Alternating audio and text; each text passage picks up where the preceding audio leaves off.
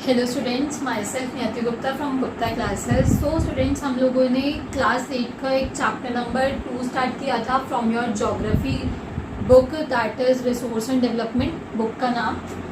Chapter का नाम क्या था? Land, soil, water, natural vegetation and wild life resources. यही चैप्टर स्टार्ट किया था जिसमें हमने लैंड का पूरा पोर्शन पढ़ लिया था कि लैंड में कौन कौन से मेजर कंपोनेंट्स होते हैं, किस किस पे क्लासीफाई होता है, उसका डिग्रेडेशन, उसका कंजर्वेशन, सब कुछ पढ़ लिया था।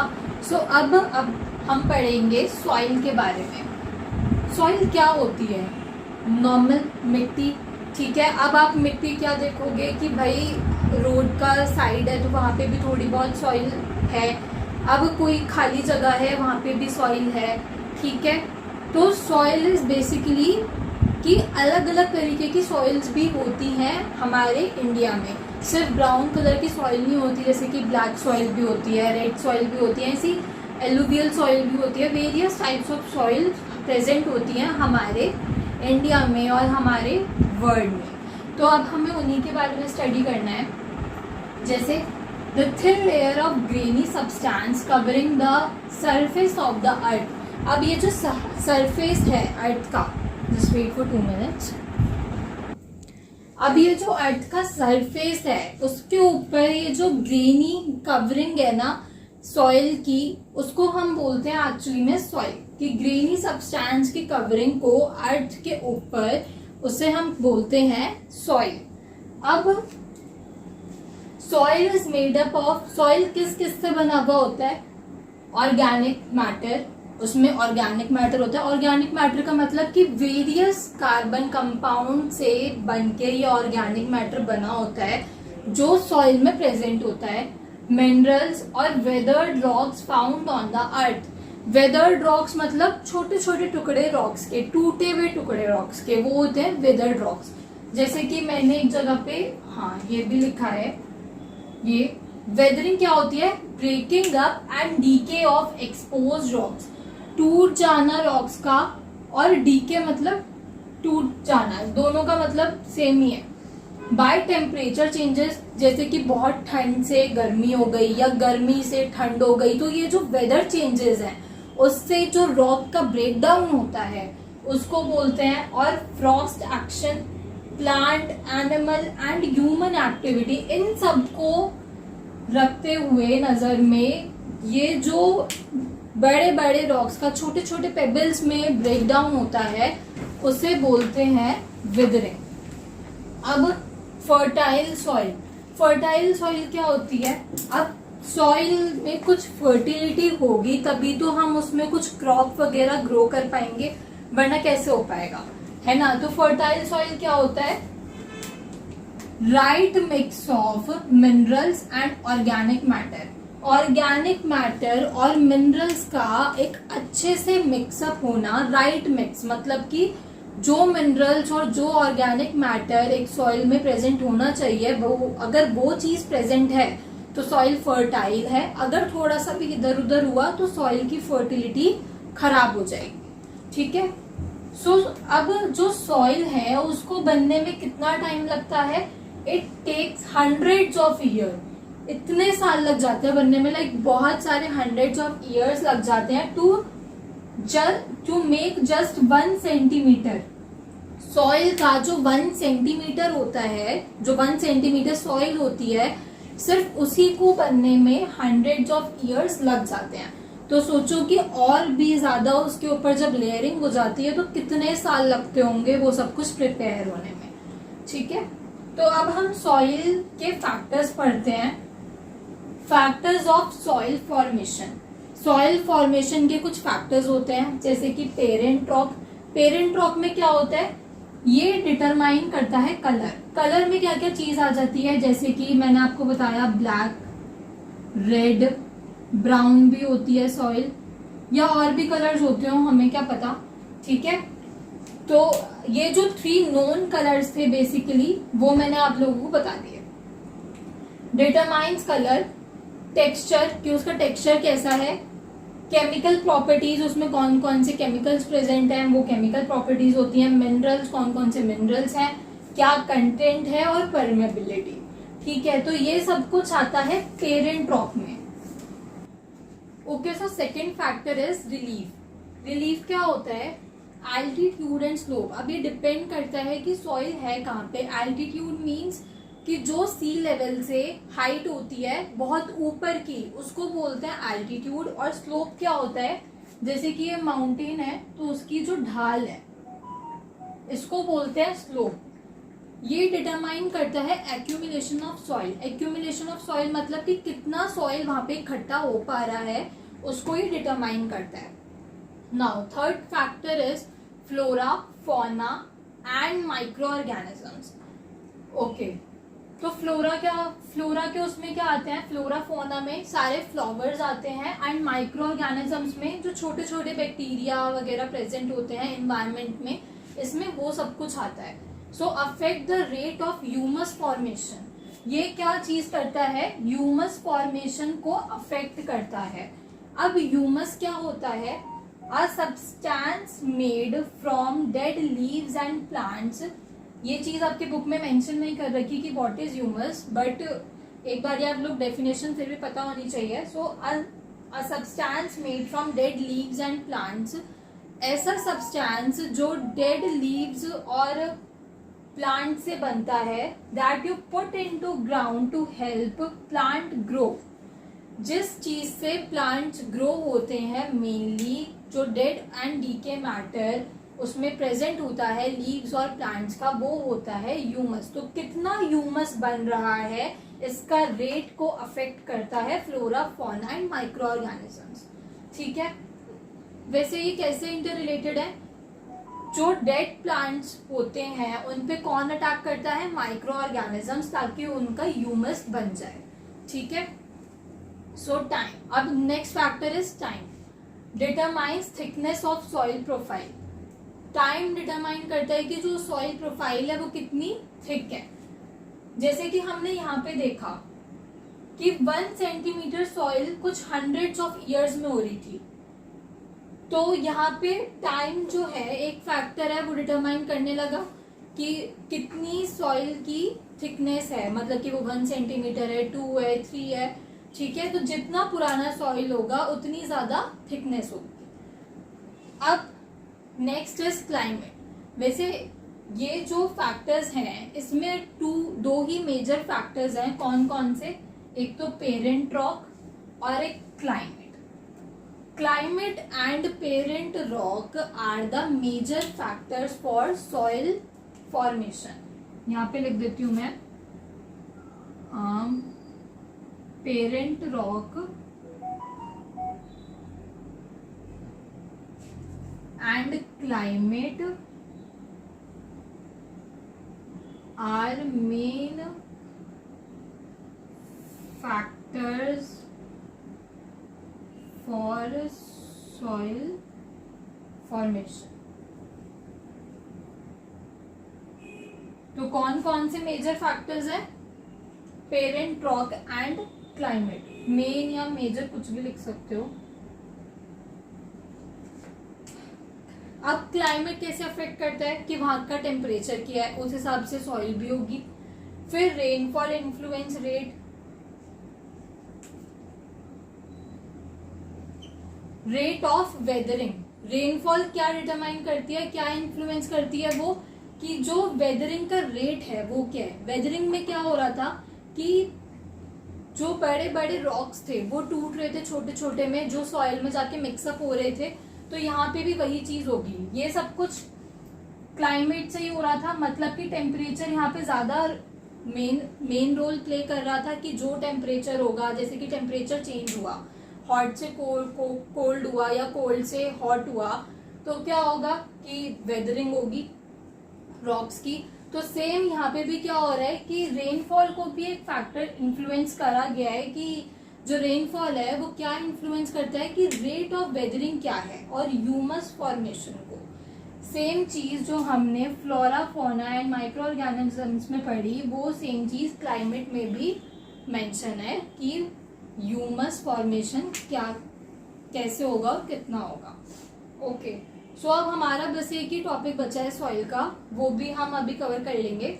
Students, so let's move to the another topic, degradation of soil and conservation measures. जैसे कि हमने लैंड के लिए पढ़ा था कि वो कैसे डिग्रेड हो रहा है और हमें उसको बचाने के लिए क्या क्या चीजें करनी चाहिए, वैसे ही हम सॉइल के लिए पढ़ेंगे कि क्या कैसे सॉइल की डिग्रेडेशन हो रही है और उसको कंजर्व करने के लिए हमें क्या क्या करना चाहिए. सो देखो, अच्छा, अब पहले तो ये पता होना चाहिए कि मेजर थ्रेट क्या होता है. So major threat is soil erosion and depletion. Soil कम होती जा रही है, जो फर्टाइल सॉइल है वो इरोड होती जा रही है. इसको हम बोलते हैं सॉइल इरोजन एंड डिप्लीशन. अब factors led to soil degradation. Soil degradation किस किस चीज से हो रही है? बेसिकली डिफॉरेस्टेशन, हम लोग पेड़ पे पेड़ काटते जा रहे हैं. ओवर ग्रेजिंग, ओवर ग्रेजिंग का मतलब मैंने आपको लैंड वाली उसमें भी समझाया था. ओवर ग्रेजिंग इज कि जब कैटल रेयरिंग करी जाती है ना, तो जब वो उस एक पर्टिकुलर लैंड की बहुत ज्यादा ग्रास को ईटन अप कर लिया जाता है बाय दोज कैटल्स, तो उसको बोलते हैं overgrazing. Now overuse of chemical fertilisers and pesticides, बहुत ज्यादा इन सब चीजों का यूज करना, फर्टिलाइजर्स का और पेस्टिसाइड्स का. Rain wash, landslides and floods, ये सब कुछ तो आपको पता ही होगा. रेन वॉश मतलब कि जब बारिश आ जाती है तब वो जो ऊपर की जो मिट्टी होती है वो हट जाती है. देन लैंडस्लाइड, लैंडस्लाइड क्या होता है? जैसे मान लो कि एक माउंटेन है, इसका एक हिस्सा नीचे को गिर गया, उसको बोलते हैं लैंडस्लाइड. देन फ्लड्स, अब फ्लड बाढ़ का आना, ठीक है. तो सारी मिट्टी इधर उधर हो जाती है जो सॉइल होती है.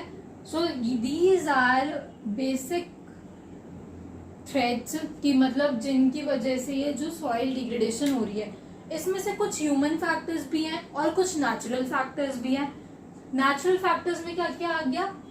रेन वॉश आ गया, लैंडस्लाइड आ गया, फ्लड्स आ गया, और ये जो बाकी सारे हैं ये नेचुरल है, और ये जो बाकी सारे बचे हुए हैं वो ह्यूमन फैक्टर्स हैं.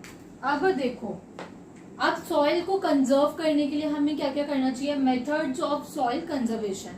First is mulching. मल्चिंग क्या होता है? Bare ground between plants is covered with a layer of organic matter like straw. अच्छा, आप लोग कभी कहीं अगर गए हो कभी किसी खेत वेत में, तो आपने मतलब जैसे बहुत ही थिन सा एक लकड़ी सी नहीं होती, जैसे बिल्कुल ऐसी पतली सी, बिल्कुल स्ट्रेट, तो उसे बोलते हैं स्ट्रॉ. वो एक तरीके का ऑर्गेनिक मैटर होता है. आप लोग सर्च भी करके देख सकते हैं कि स्ट्रॉ को एक्चुअली बोलते क्या है. स्ट्रॉ इन सॉइल कंजर्वेशन ऐसे करके सर्च करना तो आप लोगों को कुछ ऐसा चीज दिखेगी. ये होता है organic matter. This is a kind of organic matter. तो जहां पे बेयर ग्राउंड मतलब जहां पे कुछ ना हो, प्लांट्स के बीच में इसको डाल दिया जाता है ताकि वहां का जो सॉइल है वो दोबारा से क्या कर ले, सॉइल को मॉइस्चर रिटेन कर ले, इसीलिए ये यूज में होता है. It helps to retain soil moisture. Okay, now second one is counter barriers. Counter barriers क्या होते हैं? अब कि जैसे मान लो कि एक फील्ड बनाई, आई होप आप लोगों में से कुछ ने खेत देखा हुआ हो तो उसको समझने में थोड़ी सी ज्यादा आसानी होगी, ठीक है. अब देखो, काउंटर बैरियर्स क्या होता है? मान लो कि जैसे ये एक फील्ड है, इसके साइड में या तो रॉक्स रख दो, या ग्रास ग्रो हो जाए इसके साइड में, या फिर बहुत सारा ऐसे सॉइल से इकट्ठा हो जाए, लाइक एक बाउंड्री बन जाए इनके साइड में, तो उसको हम एक बैरियर की तरह पे यूज कर सकते हैं. उसको हम एक बैरियर की तरह पे यूज कर सकते हैं. ये किसके लिए यूज? उसके बाद क्या होता है? Trenches are made in front of the barrier to collect water. इसी के साइड में कुछ ट्रेंच टाइप का बना हुआ होता है मतलब कि कुछ खाली स्पेस सा होता है जहाँ पे सारा का सारा वाटर कलेक्ट हो जाता है। तो ये भी एक तरीका है सॉइल को डिग्रेडेशन से बचाने के लिए, क्योंकि वहां पे सारा पानी इकट्ठा हो रहा है ना, जहाँ पे हमने कॉन्टर्स बना दिए हैं साइड साइड में थ्रू सॉइल, और लाइक एक बाउंड्री से क्रिएट कर दी है। ठीक है, बेसिकली ये है इसका मतलब। ओके, अब बस इतना ही याद रखना है इसमें कि एक बाउंड्री से क्रिएट करना है इसे समझने के लिए, बट लैंग्वेज बुक वाली लिख के आना, ये बाउंड्री से क्रिएट ये सब कुछ मत लिख के आना। ठीक है, अब now third is rock dam. Rock dam क्या होता है? Rocks are piled up to slow down the flow of water. Rocks को एक जगह पे इकट्ठा कर दिया जाता है ताकि जो वाटर का फ्लो है वो कम हो। ठीक है, it prevent gullies and further soil loss. अच्छा, गुलीज क्या होता है? जैसे कि आपने वैली वगैरह देखी है, उनके साइड से छोटा छोटा रास्ता होता है। ठीक है, तो वो छोटा छोटा जो रास्ता होता है उसको ब्लॉक करने के लिए इस काम में आता है ताकि आगे सॉइल लॉस ना हो। ठीक है, now fourth is terrace farming. Terrace farming क्या होती है? अब कि माउंटेन्स होते हैं, वहां की भी मिट्टी क्या होती है कि वहां पे हम कुछ क्रॉप्स ग्रो कर सकते हैं, बट कैसे? वो तो ऐसे तो टेढ़ा हो जाएगा ना।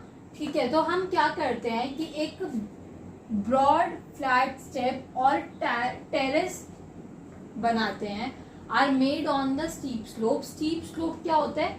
ये जो एकदम खड़ा माउंटेन होता है, एकदम खड़ा माउंटेन, इसको बोलते हैं स्टीप स्लोप। इसके ऊपर एक टेरेस टाइप या ब्रॉड फ्लैट स्टेप्स कुछ भी बोल सकते हैं, ऐसा बना देना ताकि उसका जो सरफेस है वो फ्लैट हो जाए।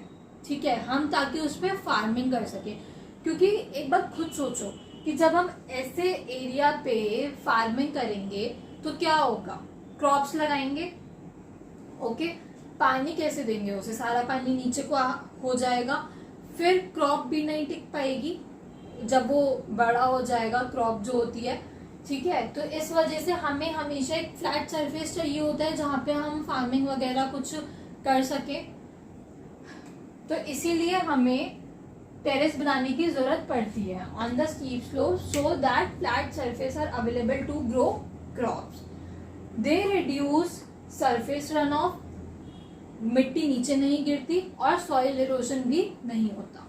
उसके बाद आता है इंटरक्रॉपिंग। इंटरक्रॉपिंग क्या होता है कि डिफरेंट डिफरेंट क्रॉप्स को ग्रो करना ऑल्टरनेट रोज में। ठीक है, different crops are grown in alternate rows and are sown in different times, और डिफरेंट डिफरेंट टाइम पे उसको सो करना मतलब कि उसका सीड को सॉइल में बोना। ठीक है, to protect the soil from rain wash, ताकि जो सॉइल है वो रेन वॉश से बच जाए, जो बारिश के साथ साथ सॉइल ऊपर की हट जाती है उससे बच जाए। Now next is contour ploughing. अब ये क्या होता है?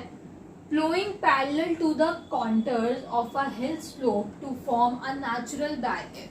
पैरेलल क्रॉप्स को ग्रो करना ताकि एक नेचुरल बैरियर खुद ही बन जाए for water to flow down to the slope, ताकि स्लोप पे से जो भी पानी है वो नीचे ना आ जाए और खुद ही खुद एक क्या बन जाए, एक मतलब बैरियर सा क्रिएट हो जाए। ठीक है, बस यही है इसका मतलब। तो यहाँ पे आप बेसिकली एक चीज नोटिस कर रहे हो कि हम बचा किससे रहे हैं कि पानी जो है अपने साथ वो फर्टाइल सॉइल को ना बह के ले जाए मेनली, तो इसी से हम बचा रहे हैं हर एक केस में। ये वाला केस क्या था?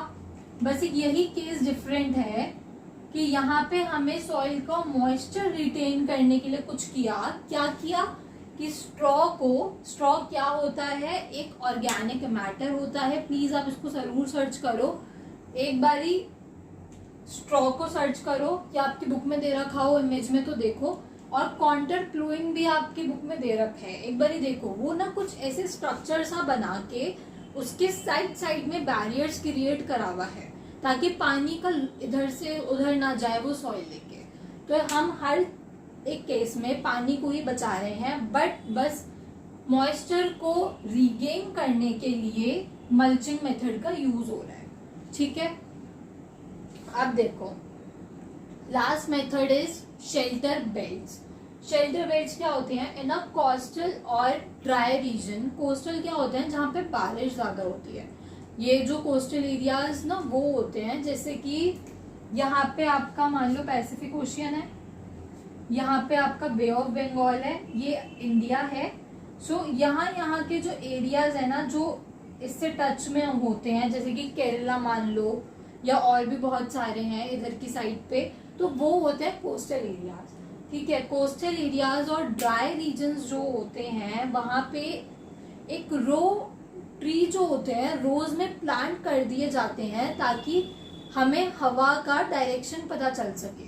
तो उसको प्रोटेक्ट करने के लिए विंड से, क्या सॉइल कवर को विंड से प्रोटेक्ट करने के लिए ये ट्रीज को ग्रो किया जाता है ताकि विंड की डायरेक्शन ऑफ मूवमेंट पता चल जाए कि हाँ भाई कौन सी डायरेक्शन में मूवमेंट हो रही है विंड की। तो इन रीजन्स में ये किया जाता है। ठीक है, सो स्टूडेंट्स, एक तो हमने किस चीज के बारे में पढ़ा, सॉइल के बारे में पढ़ा, उसके कुछ ये डिग्रेडेशन फैक्टर्स पढ़े और कंजर्वेशन फैक्टर्स पढ़े। ठीक है, सो अगर आप लोगों को इस वीडियो में कुछ भी समझ में ना आया हो, अगर एक भी पॉइंट कुछ थोड़ा बहुत, तो मेरे को आप लोग कमेंट कर सकते हो। और एक बार ही ना ये जो भी मैंने आज सॉइल के बारे में पढ़ाया है प्लीज एक बार बुक से जरूर पढ़ना, क्योंकि जब तक बुक से एक बार रीड नहीं करोगे तब तक नहीं हो पाएगा।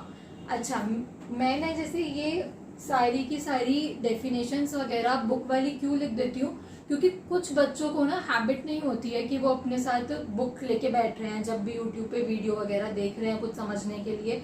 सो उन बच्चों के लिए ऐसे पूरी डेफिनेशंस भी बोर्ड पे मैं लिख देती हूँ ताकि कोई प्रॉब्लम ना हो समझने में और समझाने में। ठीक है, बट अब ये वीडियो देखने के बाद बुक से जरूर रीड करना। और एक केस स्टडी हमारी बीच में रह गई है, वो मैं आप लोगों को नेक्स्ट वीडियो में पढ़ाऊंगी। ठीक है, और स्टूडेंट्स प्लीज कुछ रिस्पॉन्स किया करो, लाइक कमेंट वगैरह कुछ तो किया करो कि आप लोगों को समझ में आ रहा है नहीं आ रहा, ताकि मुझे भी थोड़ी सी मोटिवेशन मिले कि मैं आगे वीडियो डालूं। वरना जब तक आप लोग कुछ रिस्पॉन्ड ही नहीं करोगे तो मेरे को कहाँ से मोटिवेशन मिलेगी कि मैं आगे वीडियो डालूं।